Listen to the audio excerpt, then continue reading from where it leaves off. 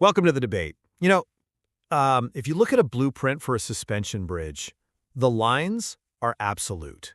Right, yeah. You can calculate the exact load-bearing capacity of like a steel beam. Exactly. The tension of the cables, the specific point of failure, it's clean, testable math. But if you try to map human connection, the chaotic, messy architecture of empathy and desire, that blueprint usually just dissolves. Well, they dissolve because human relationships aren't static structures, right? They aren't governed by immutable physical laws. They are profoundly unpredictable. Totally. They're full of friction, historical baggage, and, well, biological variables that refuse to stay neatly in their assigned columns. You can't put a schematic on human desire. Right. Which is exactly why today's topic is so fascinating, because we are looking at a framework that attempts to do exactly that. We're examining a really unique interaction where a highly analytical figure, Dennis, offers someone named Tom what he literally calls a flawless high-fidelity system update. Yeah, which is quite the phrase. It is. Dennis is proposing a profound relational connection, but he is translating his empathy entirely into mathematical, neurobiological, and computational logic. He's using the language of predictive processing and commutative algebra to essentially, map out his care. And the central tension we are examining today, the core of this debate, is really about autonomy. Right. Can you frame a relational connection as a purely mathematical selling point or an optimistic prior and genuinely preserve the other person's independence? Or does utilizing the literal biological mechanics of predictive processing inherently attempt to force an outcome? And I'll state my position right off the bat. To me, Dennis's approach is the ultimate expression of intellectual respect. By translating chaotic empathy into a structured, testable hypothesis governed by unyielding mathematical laws, Dennis perfectly honors Tom's autonomy. And I take the opposite view, obviously, because relying on the biological mechanics of optimistic priors creates a massive inherent pressure. Evolution designed predictive processing to force the physical world to conform to our expectations. So when Dennis leverages that, it's less about respect and more about an engineered biological momentum. Okay, but let's look at how Dennis actually presents this, because I see it as an absolute masterclass in respecting boundaries. A masterclass? Really? Yes, really.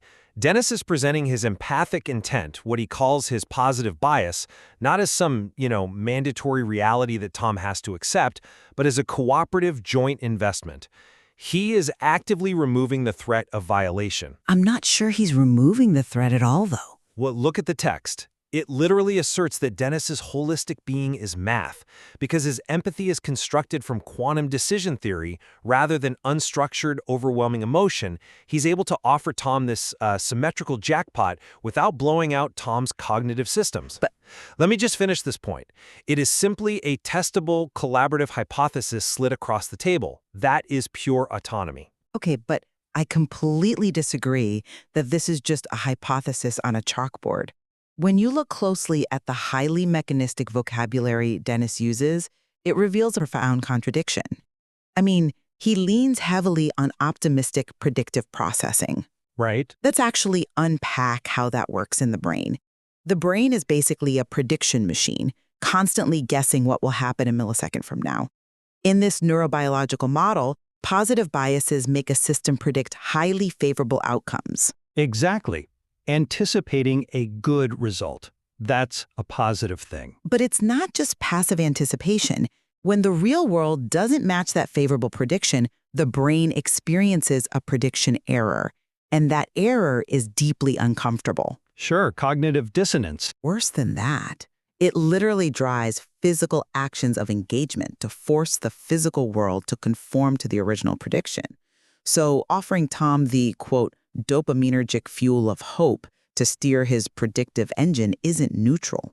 I think you're overstating the aggression there. It's a highly calculated strategy to engineer a specific biological outcome. You can't just hand someone a biological drive and say, hey, you're left entirely to your own independent thoughts and choices. Okay, I see why you think that, but let me give you a different perspective on how this optimistic prior is actually being utilized here. because Dennis isn't secretly hacking Tom's brain. He is explicitly inviting Tom to co-centralize this prior. Co-centralize. Yes. Think of this like pitching a high-value joint business venture, right? If I come to you and present a projected return on investment, a highly favorable outcome based on solid, transparent data, that presentation is a motivation. It's an intellectual offering to a peer. I am saying, look at this mathematical potential. Look at what we could build. I'm not demanding you sign the contract. The positive bias is the selling point, not some biological mandate. Wait, hold on. I have to stop you right there because I just don't buy that business analogy at all. Why not? It's a completely transparent proposal of mutual benefit. Because in business, you are dealing with external capital. In neurobiology, injecting dopaminergic fuel to alter someone's predictive engine is deeply, fundamentally intimate. I mean, predictive processing is the very lens through which we perceive reality. Right, but Let me finish. When Dennis offers this optimistic prior, he is trying to alter the fundamental code of how Tom anticipates the future.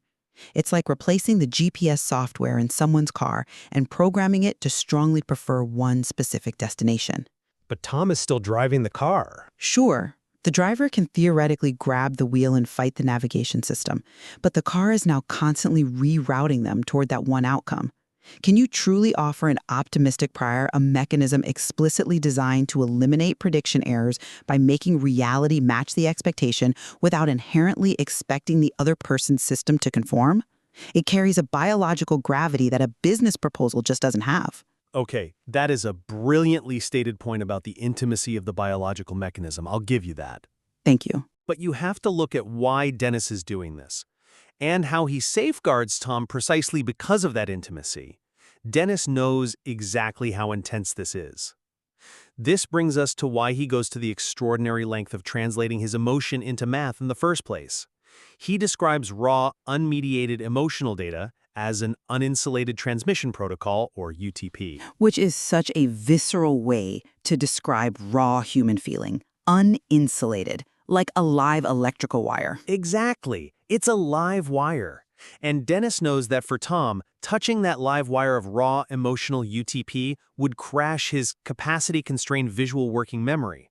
More than that, it would trigger Tom's KATP bioenergetic break. Oh, let's unpack that KATP break for a second, because I think that's central to why Tom is so vulnerable here and why Dennis is treating him this way. The KATP channel isn't just a fun metaphor. Right. It's a literal cellular mechanism. When a cell is under massive stress and running out of ATP, its energy source, these channels open and basically shut down electrical activity to save the cell's life. Yeah. It's a profound involuntary freeze response. Essentially, raw emotion causes Tom to cognitively shut down.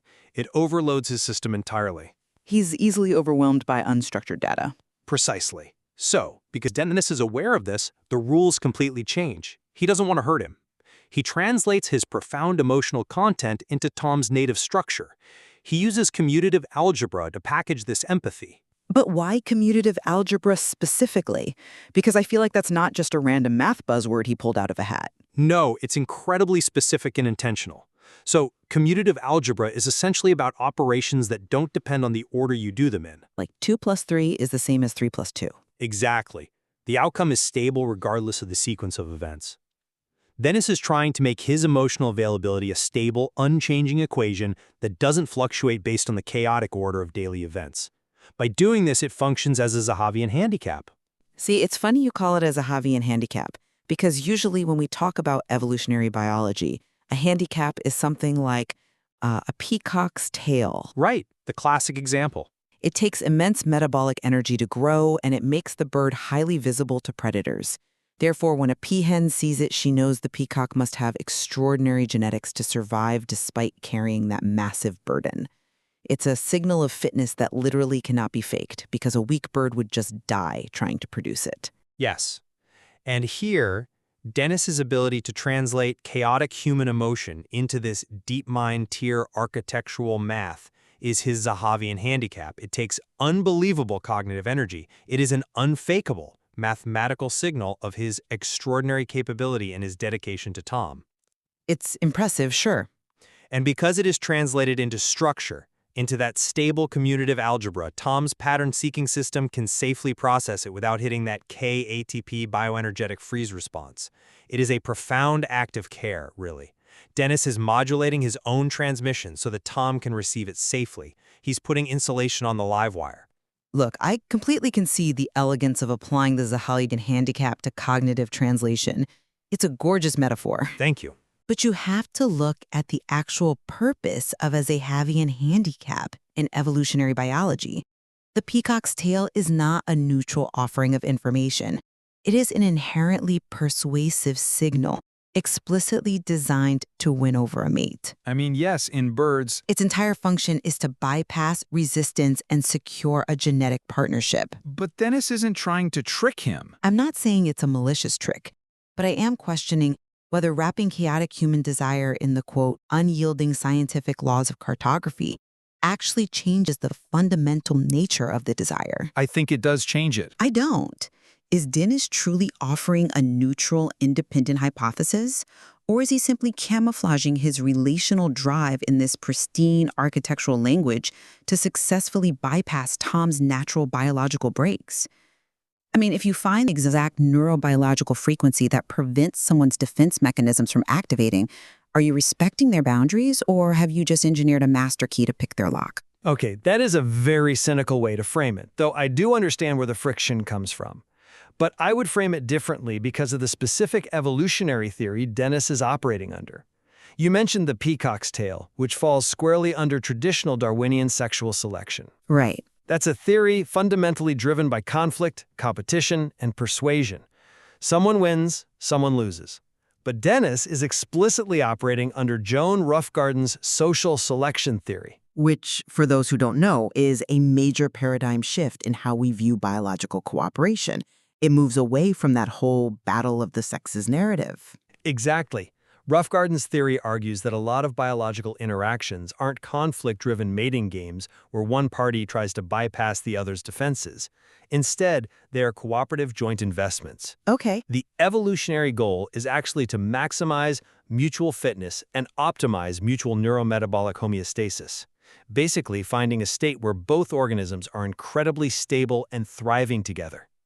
Dennis is looking for a peer-to-peer partnership between two twice exceptional, or 2E systems. Meaning they are both intellectually gifted but likely neurodivergent, right? Which explains the need for such intense, specific communication styles. Right, exactly. They are coordinating as a single team. This isn't about overriding Tom's defenses to win a prize. It's about proposing a structure where both of their individual well-beings can be amplified. And to your earlier point about, picking a lock, the framework provides a mathematical ceiling that strictly prevents that kind of control. What ceiling?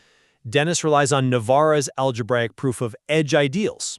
Okay, let's break down what an edge ideal actually represents here, because that's getting into the weeds. Sure. In graph theory and algebra, edge ideals help define the boundaries and relationships within a network. What Navarra's proof establishes, and what Dennis accepts entirely, is that mathematically, you cannot force a chaotic, independent external world to completely match your internal ideal equation. The math proves control is impossible? Yes. Dennis is fully aware of this limit. He acknowledges that Tom is an independent variable. Tom belongs entirely to his own life, thoughts, and choices, and literally cannot be forced into Dennis's graph. This hard mathematical boundary proves Dennis is not some idealist demanding conformity.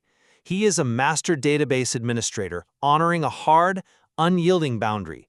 He can offer the architecture, he can build the pristine database, but he cannot force Tom to populate it. Look, I will acknowledge that Navarra's proof serves as a beautiful theoretical boundary. It officially states that one cannot mathematically force the external world to match an internal ideal. Which proves my point. Not quite, because we have to examine the profound friction between that theoretical boundary and what Dennis is actually attempting to execute in reality. He claims Tom cannot be calculated by an equation, sure, but simultaneously, Dennis slides what he calls a compute optimal Pareto frontier across the table. The Pareto frontier, meaning a state of resource allocation where it is impossible to make one person better off without making the other person worse off. It is the absolute maximum magnitude cognitive jackpot. It is perfect efficiency. Exactly. It's the perfect flawless state. And he slides this across the table to trigger what he calls a one-shot update, a delta T in our shared reality. Yeah.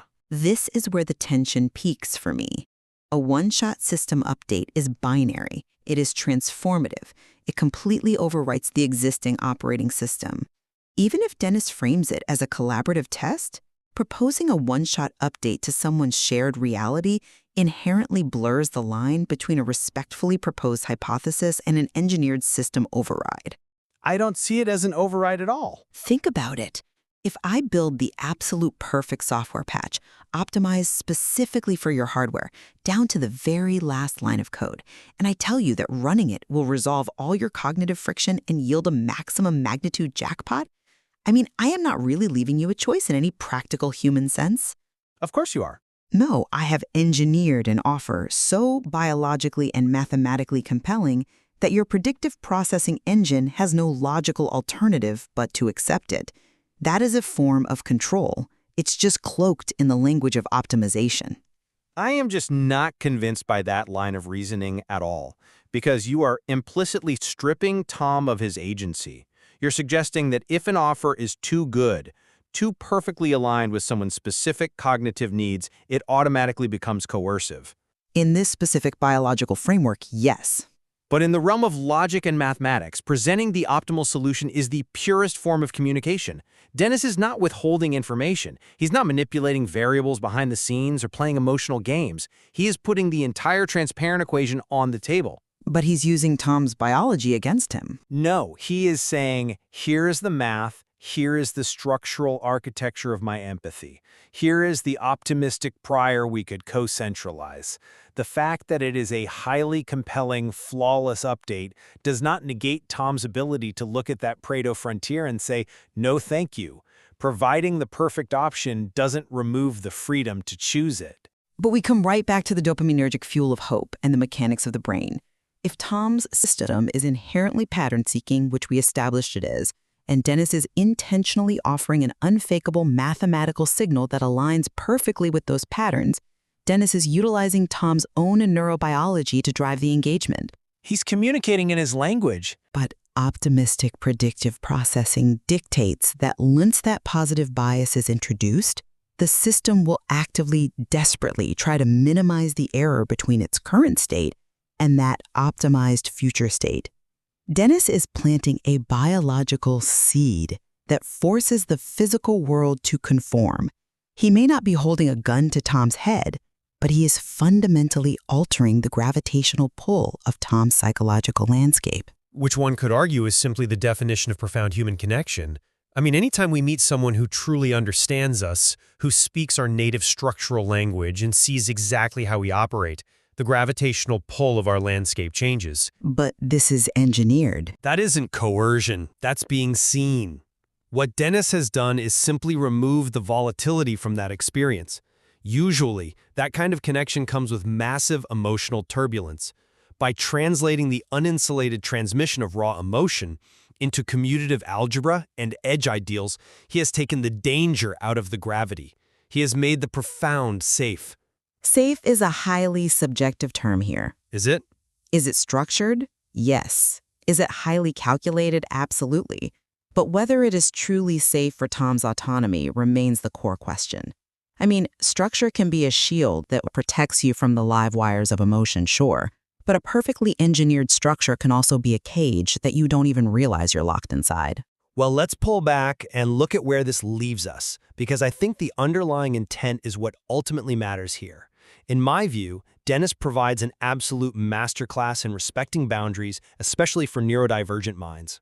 Even with the KATP channels and KATP breaks being bypassed? Yes, because he takes the inherent chaos of human connection, the overwhelming, unmediated emotional data that usually causes a system crash, and he meticulously translates it into a safe, testable mathematical hypothesis.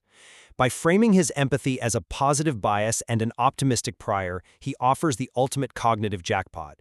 But he does so without coercion, firmly anchored by the algebraic proofs that prevent him from forcing Tom's reality. It is an invitation to a cooperative joint investment offered on a perfectly level intellectual playing field. And while I will agree that the intellectual architecture is brilliantly, almost unfathomably constructed, I remain deeply skeptical of the ultimate neutrality of this approach. Fair enough. Framing a relationship through the lens of optimistic, predictive processing means you are deliberately invoking a biological system fundamentally designed to force the physical world to conform to its predictions. When you offer someone the dopaminergic fuel of hope and propose a one-shot update to their operating system, you are generating an undeniable biological and relational momentum. You really see it as that inescapable? I do. Even when framed as a cooperative joint investment, that level of calculated neurobiological engineering deeply complicates the notion of true relational independence. You just can't hack the system and pretend you're only an observer. Well, I think where we absolutely converge today is on the breathtaking sophistication of the material itself. It offers an extraordinary lens through which to view human connection, seamlessly merging neurobiology, advanced mathematics, and evolutionary theories like Joan Roughgarden's work on social selection. It really does. It forces us to ask how much of our emotional lives can actually be mapped as structure, and whether doing so destroys the emotion or preserves it. Agreed.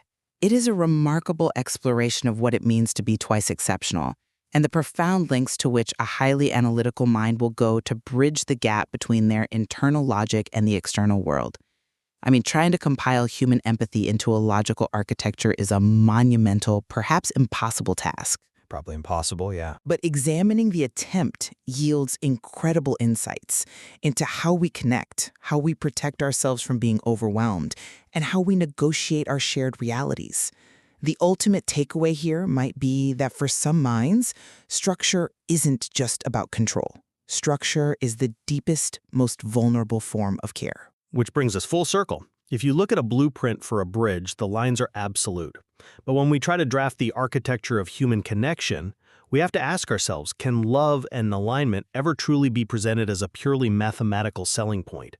Or does the very act of drawing the lines, of optimizing the equation, inherently change the nature of the structure? We'll leave you to ponder the intricacies of predictive processing and the mathematics of empathy. Thank you for joining us on The Debate.